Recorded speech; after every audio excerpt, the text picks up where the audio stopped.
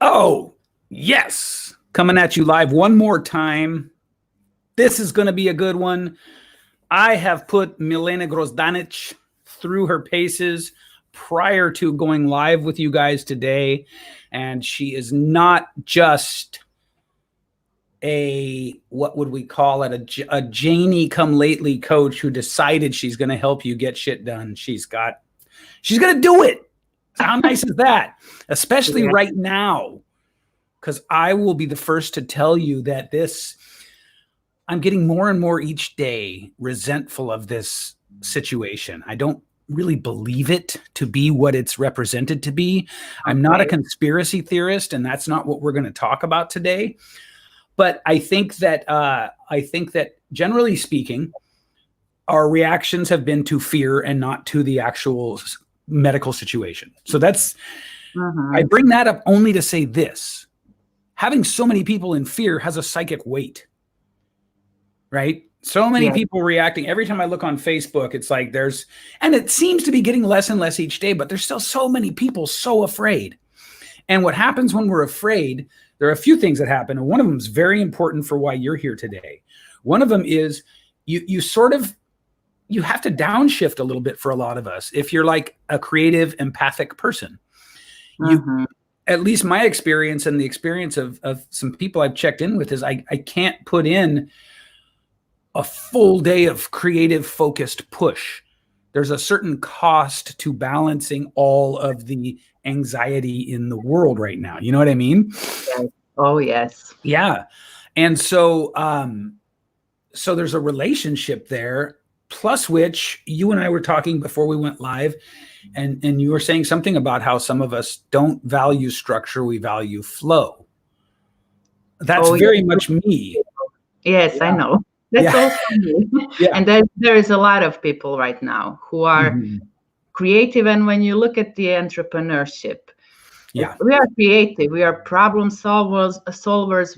We are rebels of the structure of how it was. And that's why we went into those kinds of entrepreneurial spirit adventures that actually like grow us. But in all of that, we have to find ourselves and kind of grow up out of this visionary, we're just going to do it and everything's going to be okay. At certain point, for example, I realized that like it's not going to fly. Like you have to get shit done. Because I had a big mouth and I had big dreams and like I want to do this, I want to do that. But looking at the actions that I was actually doing, they weren't so. When you break them down, like, okay, how many live streams did you do, or how many people did you reach out? Like, what did you offer? How much? And most people that I work with, that I talk to, it's they do 1 to 2 maybe live streams or marketing posts or getting themselves out there a week, maybe 2 weeks. And it's too much. It's too much. So I had to call a bullshit on myself. Yes. And I had to, look at what is the reality? What am I actually living? What am I actually doing? And examine myself. And everything that I teach about procrastination actually came from that path, which is not procrastination like just get disciplined, just push through, just put the structure in, because that never worked for me. So I would feel guilty and then I would try to put structure in, and it would last for maybe a week. Yeah. And then I would crash, and for 2 weeks I would be out. And I know that so many people are also doing that. And trying to push, and then you crash for 2 weeks. You're watching Netflix, you're watching everybody else, you're consuming other people's things to motivate yourselves, to get yourself going. Then you feel bad about yourself because like, oh my God, what's wrong with me? And it's a really vicious cycle that eats your worthiness. Mhm. And it makes it harder for you to step up and to actually lead and to do the things that you came here to do, that is in your soul, that is like pulling you constantly. It's not going to go away, but each time you break the word for yourself that you said Yeah. that you're going to do something, it just leaks your integrity. So I want to really shine a spotlight on that idea there. First of all, let me see if I have this right. One of the things that you're talking about here is that not everybody is sort of the correct personality type for the structure, for lots of structure. Yeah. And then those of us that are creatives or otherwise sort of don't really work within conventional structure formats, well, because we don't know other options, other ways of approaching it, we will try to force ourselves into that format. And the thing I don't think people really understand is the part you just said about how, like, there's this predictable flow. You'll go into it for about a week or whatever the amount of time is that you just force your way through it, and at some point it doesn't jive. It stops working, and then there's all this backlash. Yes. There's the binging Netflix. There's the overconsumption of other people's content. And the thing that you said that I think is so important for people is that it starts to fuck with your worthiness. Yes. And no matter how many amounts of you working on yourself mentally, which a lot of people do right now, in that 2 weeks of, in a flow or not doing anything, they try to meditate and they try to work on themselves and they really go deep. Yeah. But no matter how much you try to meditate or to work on yourself, I usually love tapping, which is super helpful for emotional, dealing with emotional things and letting them out. But no matter how much I tapped, no matter how much I changed my mind, how much I visualized, how many, visual boards I did, I wasn't doing the action. So the action is the thing that changes you. And it's going to change you faster than and more powerful than anything that you do. Of course, that it's like great to add on like the visualization, the meditation, and all of that. But action is actually what changes you, and action into the direction of where you are fearing or where you are, don't know what is going to happen, like unknown. You're going into those and fear. Or fear like really, really strong resistances where you feel like really strong resistance. That is where your power is, actually. And that is where most of your worthiness is going to come from when you go and deal with that. When you run into the fire, like firefighters, and we as entrepreneurs, like we are used to going into those fires. We love to do it, but not when it's like our fires. And those are the fires we have to, we have to go into. Milena GROZDANIC. This is so good. I'm glad. Okay, so let me pull out. Give me a second. There's a lot I want to unpack with this because first of all, we need to understand that not all of us fit the most sort of widely accepted model for productivity. Yes. And we can know if we don't fit simply by looking at results, right? I mean, it's not a big mystery after all. And so it's not so much a process of not being able to conform to this one popular way of being productive and then beating the crap out of yourself when you're not, which is what we love. Yeah, which is what we love to do as entrepreneurs, right? We love to go create and kick ass. And then we also really love to kick the crap out of ourselves. Oh yeah. Yeah. Oh, and that doesn't help. And Like, newsflash, it doesn't help. yeah. So we're going to talk next, aren't we, about different ways of creating accountability. I just wanted to say my assistant is watching this, and if you are, not you, but whoever, if you're at the point, if you're a creative, and on some level, if you're not a type A, like the people who procrastinate, they know, everybody has a certain part where they are stopping themselves. So it's really important to know that whenever you are procrastinating, there is always two truths that are fighting each other. So one truth is that, like, I want to do these actions because it's going to take me to my dreams. Right. And the other truth is like, but I don't want to do it because it's not fun, it's boring, it's this or that. So those two are clashing. And since you are not paying attention, like, to look at, like, okay, what is more important to me, and get some rationality out of it, then it's like really, then you just don't know what is happening to you, where your body is stopping you. Like, somebody took over your body, and it's like, either you're tired, either you're, oh, I don't know, I cannot. But tiredness is what happens. Yes. This is very much speaks to my personal experience. Yes. I was so far out of any kind of meaningful alignment during the end of my career in construction.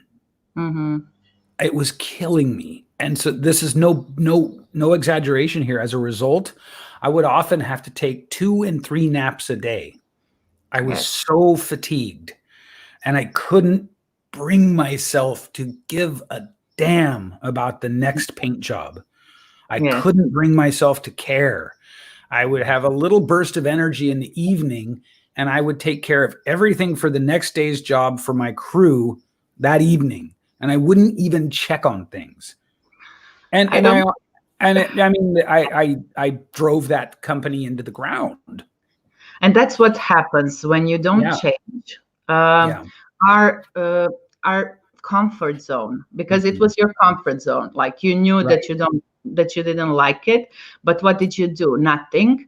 So you weren't brave enough to, find something else, or to get out, or to create something new while you are juggling it. So put more effort into creating and following your soul, actually, the things that you wanted to do. So what happens, because we don't do it, is that our comfort zone becomes our trap. It becomes like our attack zone. So people around us or situations happen that they start to attack us. And that's just like, I look at it as a soul progression of, like, okay, so now it's enough. Like, get out. You didn't want to go out. Now it's time. Yeah. Move. And it's more painful than what would, happen if you actually got the balls to actually go and do it.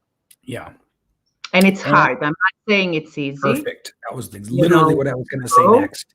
And that's why coaches, or having somebody, it's important to have somebody, because most of the things that we hold inside, we don't actually share with a lot of people. You don't share with your friends everything that you want, because maybe they're not on that level. They're interested in normality, and you are an entrepreneur, so they don't get it. They would just crush you down.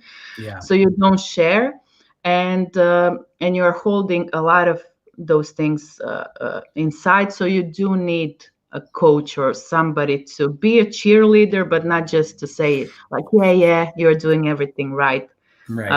About, like, okay, so focus on this and focus on that, and deal with this emotion.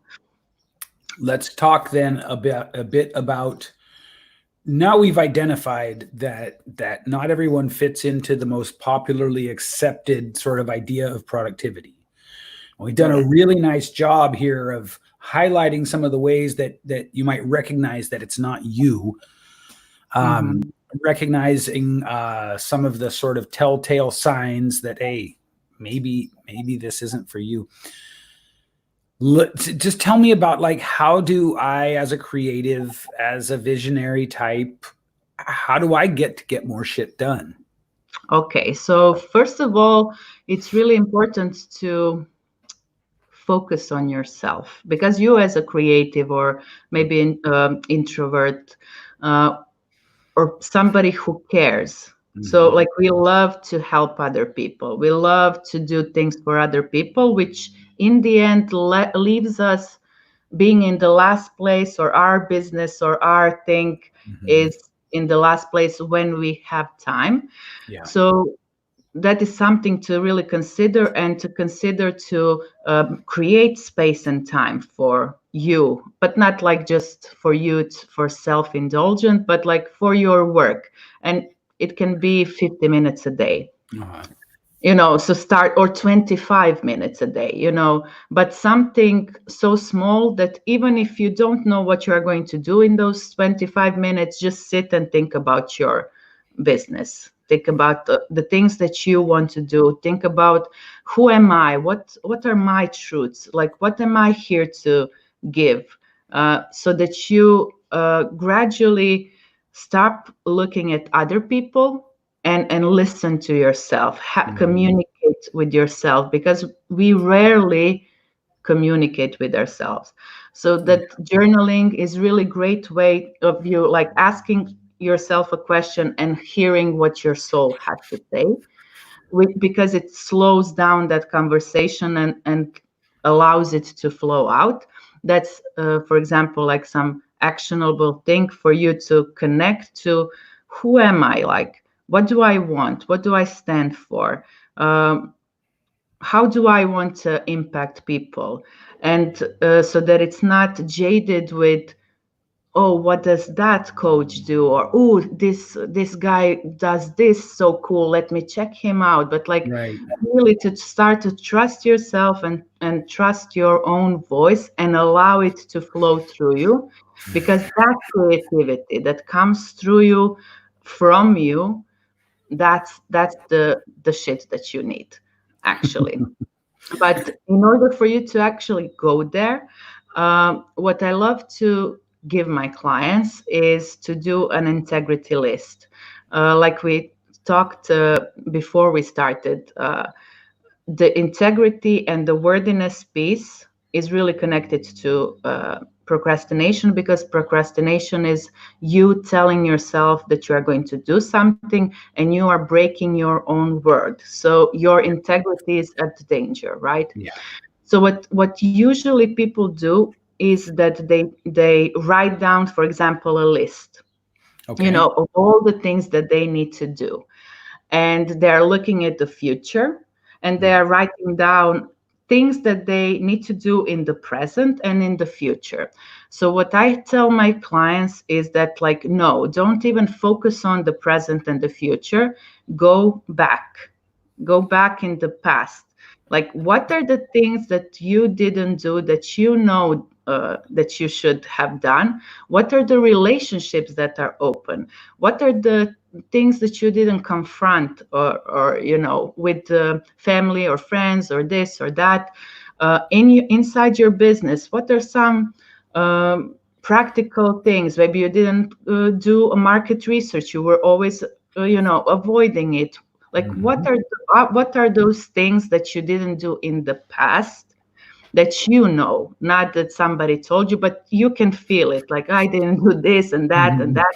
That is the list that needs to go out of your head and onto the paper, because when those things are in your head, they all seem equally important. But when you blab them out, on the paper, then you can see what is actually important, what is not important, what is like what you should actually do, and then you can start and repair your integrity. Because what happens is that those things are actually like holes in your integrity, and it's constantly leaking, and it's like constantly leaking and draining your worthiness.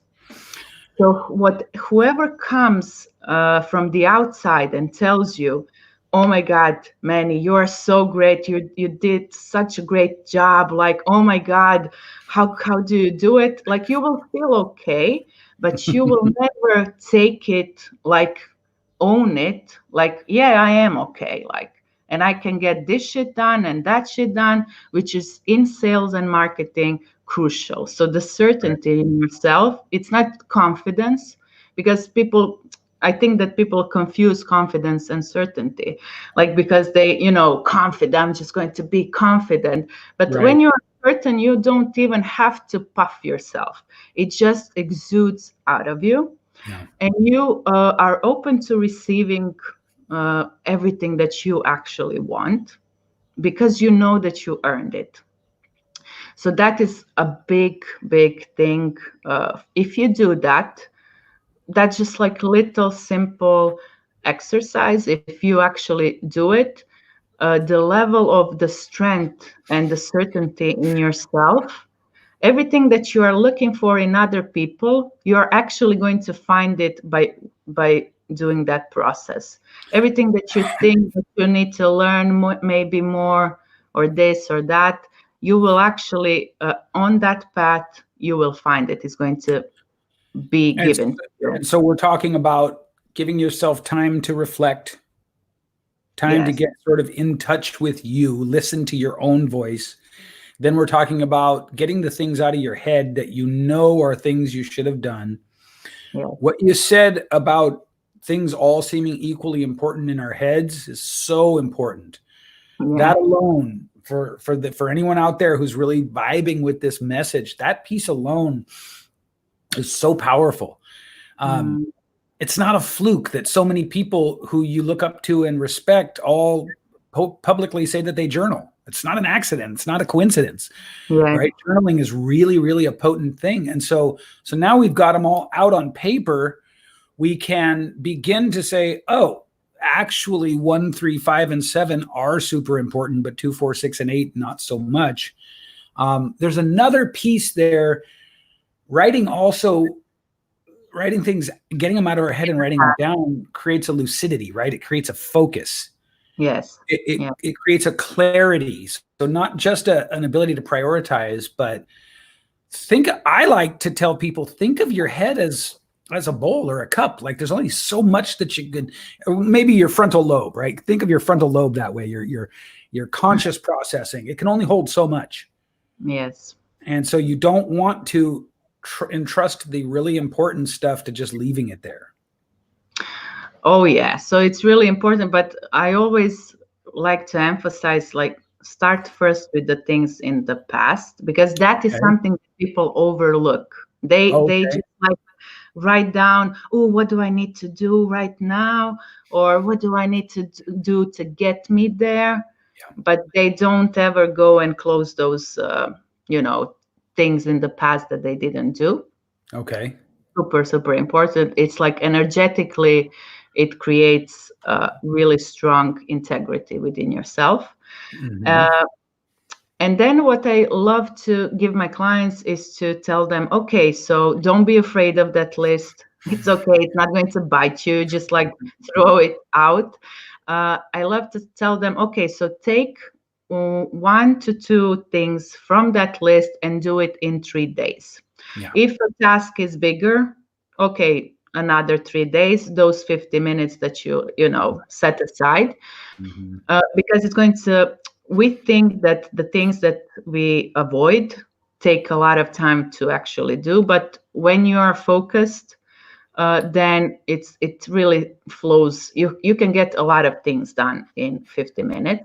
Yeah. And giving yourself 3 days to do one task, that is like, for the creative, it's like, okay, they can, and that's the first phase, which is super okay, because you are going to do way more than what you are doing now, even though it seems like, oh my God, if I start one task in 3 days and then another in 3, like, oh my God, it's going to take me forever to do a lot of things. But you get really faster, more focused, and you're actually practicing being more disciplined, but in a flowy way, so that you don't crush your, your creativity, or that you don't feel suffocated by it. It really helps to just like do it that way, because you tried. You said like you tried to do it like, oh, I'm just going to do it, and then for 2 weeks you are off. So we don't want you to be off for 2 weeks. We want you to keep coming. And what actually helps, and what I see right now, for example, in a lot of the people I know and I talk to, is that people are not opened for long term. So they're watching really short term. They're focused and prepared in a way for the responsibility of the short term. But if you open up your energy and you think about doing something for 7 weeks, there is a lot of people who like, okay, so do this thing, do marketing for 7 weeks. There are a lot of people who are going to physically feel it's too much. So that just talks about that fear of responsibility, because we as entrepreneurs, we want to be there, and we want to get things done. And a lot of creatives or people who I work with are also not good with conflict. They're not good with saying no. They're not good with this awkward situation, or making others feel negative emotions, which also keeps them locked in procrastination, because they're going to do everything else just to not get into that point of having some difficult conversations, talking about the elephants in the room, and getting through those things in the straight line and not all around. One of the analogies that had really helped me is to think of, instead of a checklist or a to-do list or a sort of type A go-getter personality kind of approach to productivity, to think about all the things that I have to do, whether they're good choices or bad choices, are like, it's like a dish with a whole bunch of rocks and a few pearls. Yes. My job is to string one pearl after another onto the necklace, and not to worry about the time, not to worry about any of those things, and just know that I've got this long-term plan to make this beautiful necklace. Beautiful analogy. So much easier for me than the checklist idea, right? I've never been one that can make a long checklist and just knock things off of it. Totally. I mean, it feels good. It feels good, like when you do it. But it's sustainable for a lot of people. It's not sustainable. Just don't kid yourself. Like, it's not bad that it's not. It's just reality. We all feel that, like in success, you have to be this kind of person. But why can't you do success in your way? Doing the things that you love. So important. Checking the boxes. But picking the things and the pearls that fit you, so that you enjoy doing those things, but actually also showing up in your business, like doing the platform on the in the marketing, not being in all platforms, like choosing like what feels good for me. Do I like videos? Do I like posts? Like, what am I going to choose? And creating your communication, your sales process with that in mind. Like, I don't have to do everything. I don't have to do it. I have to be consistent. And that's the only thing that matters. How am I, in the easiest, most way, be consistent with what I'm doing? I think it's really important what you're touching on there. The important thing I want to share with people is that we are bombarded with thousands of messages every day of the so-called right way to be successful. Yes. Right? all the way down from Elon Musk on the famous interview saying you got to just work your face off. You got to work 80 hours a day. And then The Rock talking about how nobody will outwork him, and like, whoa, man, does that mean I can't be successful unless I do that? Because I'm just not cut out for, waking up at 4 a.m. and staying up till 11 working. That's just never going to be me. And it says it doesn't have to be. Yes. And a lot of people, I think that's like maybe a side note, what I've noticed. So for a lot of people, they're like talking about, oh, I want to get to 6 figures. I want to make 10K a month. And they're, throwing around this arbitrary numbers. Right. But what in reality, like if you had, for example, $5,000-$6,000, you have a pretty good life, so there's this pressure to succeed that it's like, I don't know, I would love to, for people to actually look, okay, what do you need? Okay, what do you desire? And start from there.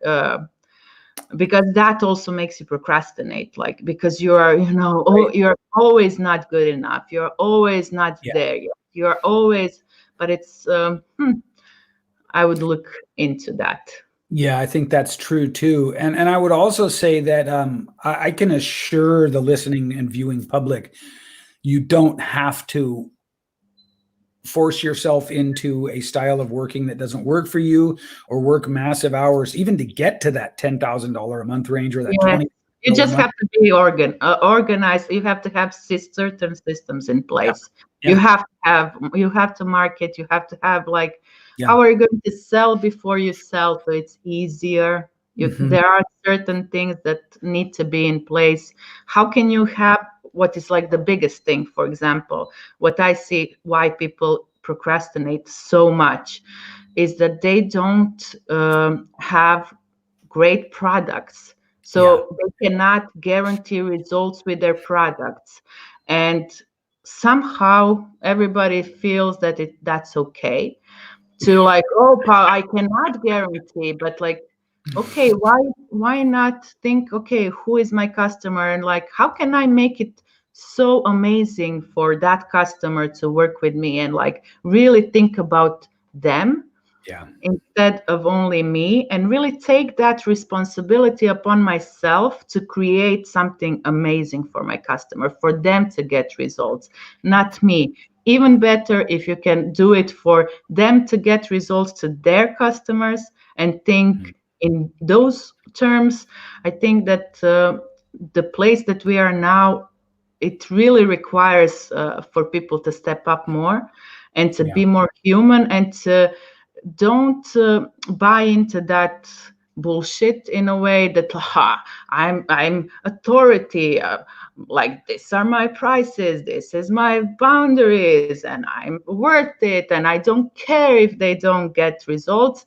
I don't think that this is going to fly. So this Corona thing, I think that it's going to force people to actually, like, why am I giving you my money? Are you really here for me? And to really look at, and all of us, for example, I'm a healer or I'm a coach. And I started with that because I wanted to help people. That's like just innate in me. But when I started to learn about business, learn about marketing, learn about sales, what happens is that like you remove your focus from giving, because it's kind of bad to give. You are giving, you're not charging your worth and all of those things. And then you start to like, look what you are giving and how much are they going to pay and why aren't they not paying? And there is this resentment. And if you just, stepped out of that and focused on who you are selling to, and actually know that person, and think, what do they need actually that I can provide, and how can I provide like every single part that to make that service amazing for them, and be grateful for like, and be like excited to be able to overgive, and to like charge less than maybe, you know, everybody's really tied into how much they're charging, tying it to their worth. But if you have a amazing product that creates amazing results for your clients, and it's just like they're, oh my God, overwhelmed, like, this is so cool. You thought about every single thing that I was, you know, fearing about. Yeah. Then it's like, why would you fear selling? You know, you'll be proud. Like, I know that I'm giving you. Like, I know that I got the shit. I know that you're going to get results. Like, it's, you know, and the procrastination in selling, in marketing, it diminishes because you don't have like, oh, am I getting enough? Do I have to manipulate them? Right. You know, and all of those games, which you procrastinate because you are a good person and it feels wrong to you to jump into somebody's DMs or, you know, try to get them to pay you and all of those things. There is a reason why it feels icky, and there is a reason, you know, and there is a way to do it in a place from integrity and from actually giving value and thinking about your clients before yourself. Because having a really great product is separated from your own worth. You are worthy, you know. Regardless. So it's not about your worth. You are worthy always. So think about your product to make that product worthy. Overgive. You know, you have permission to overgive because that is humane. You don't have to overgive in terms of like time and like you're spending so much time, but overgive in a way of like, okay, what can I prepare in advance for all of my clients? Because you have one type of client that they're going to need, that I can give it to them when they have like, so for example, when they have, something that is stopping them, you already have a solution for them. Like, don't worry, I have that. Here it is. So like, think about that in advance. How can you make that customer experience amazing for your clients and help them get to where they want to go? That's the thing. That's the thing.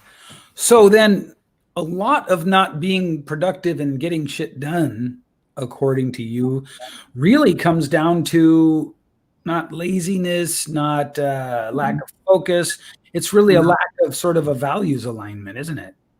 Yes, like who you are, what you are doing, but also like, are you doing what for others in the right way? Are you giving in the right way, or do you have like some things here that are not in alignment with your soul, and your soul is here to give generously and to, you know, to help other, and it's not here to measure how much are you giving or not giving or this or that.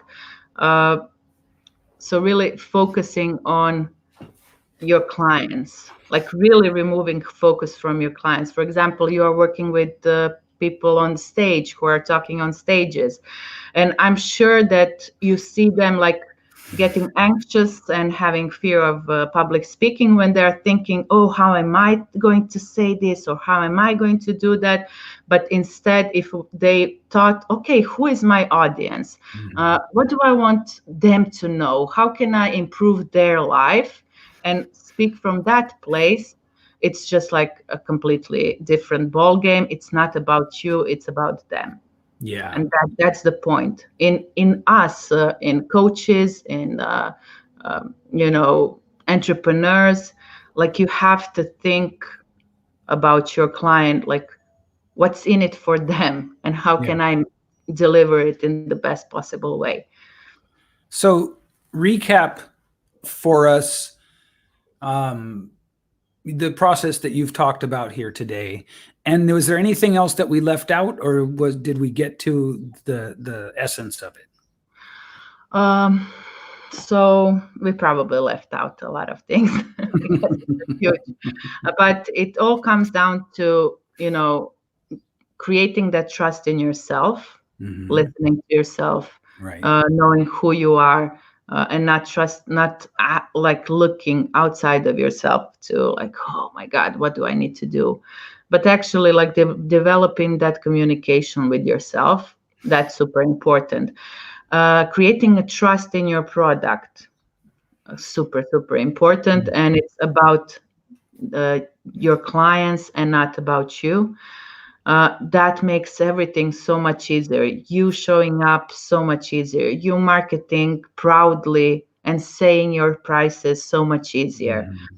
There are not restrictions. There are not, resistances, because it's the integrity. Also, you are in integrity because you know that you did everything that you were supposed to do for the betterment of them. And the last is healing the trust in other people, and really opening up for that long-term relationship and not shying away from it. Actually, preparing your neurology for the long term. That's something that I love to do with my clients. It's an energetic work, and it removes the resistances that you feel in your body. So you actually understanding your people and trusting that they need you, and trusting that they're going to listen to you, and trusting that they will buy from you. That is like a huge piece that needs to be healed in a way, which it's like another live stream on its own. Yeah, totally. But it's really, really important for you to know that if you are resenting your clients, why should they buy from you? If you are like wanting to trick them, or or have any kind of resentment, like, what's up with that? They didn't pay, or they this or that. So that is something that needs to be healed. That is something where you can grow into a leader and be generous leader, not waiting for them to fill your cup, or pay you what you're worth or whatever, because that's not a good relationship to have with your clients. Sure. Your clients have to feel that you enjoy being with them, and even prospects, like that you want to be there, that you are passionate about what you are doing. And if you are resenting them, then you're going to usually turn into being authority, or being this or that. And a lot of people have tried, and a lot of people have failed to do that. And there is a lot of friction because it's you against them. That's a huge part. So what you can do right now, just to recap, really think about creating the space for your business. Really, like, if you don't have time in your day where it's like dedicated time, it can be 25 minutes. I would suggest 50 minutes to really give it to yourself. And because everybody now is in their houses, and they're like their spouses and their kids and this and that, and everything is going on, but you can communicate and get into those difficult conversations, and talk about the elephant in the room, where you can say that you would love those 25 minutes to focus on your work, and how all of you can make that happen. And not for you just to do it by yourself, but include people around you, which is super important, and most people don't do it. So just create that space, because when you have that space, then you've opened a window for that creativity for the discipline to come for you to actually start finishing those tasks. And what you are going to gain is really the personal power. Like, you would just love yourself more. You will feel the worthiness. You will feel the certainty in yourself, because finally you are doing what you said that you are going to do. Super important. Nobody can give it to you. So nobody can fill that hole. Nobody can love you. Nobody can say praise you, to feel that feeling that you are great enough. Yeah. Not good enough. So write down the list of all the things that you didn't do in the past that and you're going to hear the voices in your head. Mm-hmm. So when you look at the different stages of your life, you can look at health, you can look at eating, you can look at, like, with kids, what maybe you didn't say to those people, with the spouse or the partner, like, what is still undone, like what did you not tell to them, like what is the conversations that you avoid, maybe with your parents, like what is something that is still hanging there, and you're just avoiding it. Think about your business, like, okay, what are some of the things, maybe boring tasks that I don't like to do, so like I'm always pushing it aside. Think about your house, like, is there a drawer with a lot of papers that you're avoiding? All of those things are leakages of energy, and once you start closing them, yeah, you just like feel amazing. I love it. And that is what is going to give you the energy to actually go and go after your dreams. And go after the things that that your soul is pulling you towards, but you have to step up, and you will have the energy to step up by finishing certain things, and give yourself space and time. Like, it doesn't have to happen right now. No. It can happen, like, you have months, you have years, you have time to the purpose, your purpose will not go away, but you have to step up. Thank you. It's not now. You're Wow. welcome. So nice. And I'm gonna say your name one more time because I love the way it sounds. Milena GROZDANIC. Beautiful. That was so good. Thank you so much. You guys just got lucky again. You just got served again. Reach out to Milena and say thank you. That's my suggestion to you, because I did put her through her paces. I told her before the call, you better be able to deliver. She did. I'm going to crush you. Or else I'm going to crush you. All right, I'm going to sign off now. Thank you guys for tuning in. We're here every day except Sundays. Sometimes on Sundays, if I can't fit a special guest in any other day of the week. Milena, thank you so much. That was awesome. Thank you. Thank you for having me, Manny. Thank you for everybody who is watching. And I wish you all happy Christmas, or no, Christmas. Easter. Happy Easter. And enjoy with your families, and then from the Monday, get to work and get shit done. All right. Bye-bye. Okay. Bye.